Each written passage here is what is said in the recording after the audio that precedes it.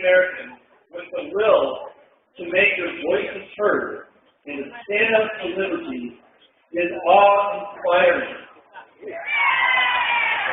You know, Americans are talking about fundamental ideas like I have never seen before in my life. Ideas like, should we have capitalism and a free market? Or should politicians run the economy? Should we have freedom? The freedom to live our lives as we see fit? Or should bureaucrats manage our lives for us? Should we interact with each other on a voluntary basis, like mutual consent? Or should some people be able to seize the wealth of others and dictate to others how they run their lives? Do individuals have rights? Rights are not given to us as a gift, whether by a king or a priest, but rights inherent in our nature as people. Or do groups have rights to forcibly transfer wealth that again tell other people how to live their lives? The fundamental issue here is, does the individual have a moral right to live his own life, pursue his own values by his own judgment?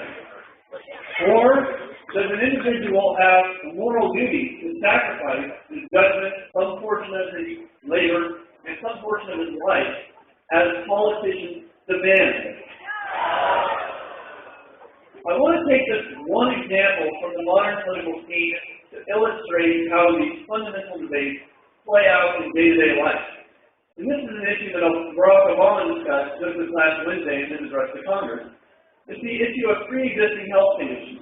In other words, if you get sick, it's hard to buy insurance at that point.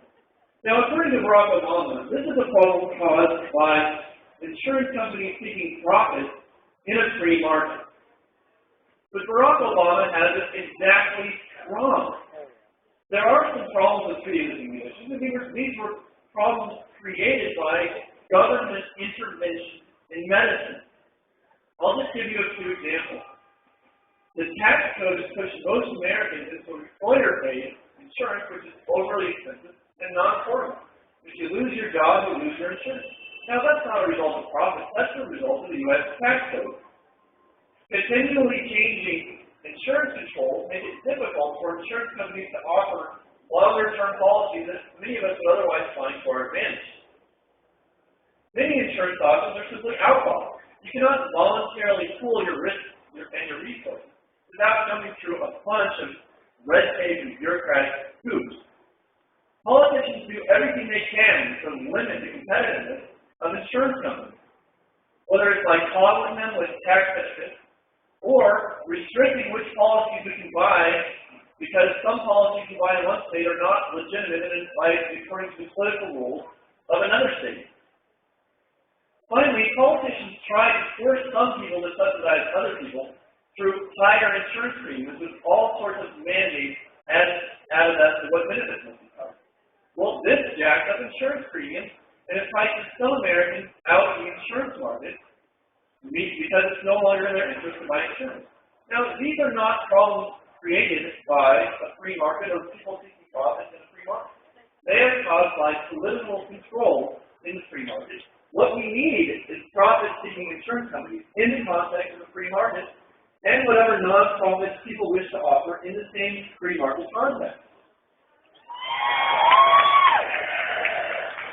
So why is it in the area of healthcare, in the area of General Motors, the political takeover of that, in the area of billions upon billions of dollars of corporate welfare passed by Republicans and Democrats, why do we see a continued trend toward political control of the economy?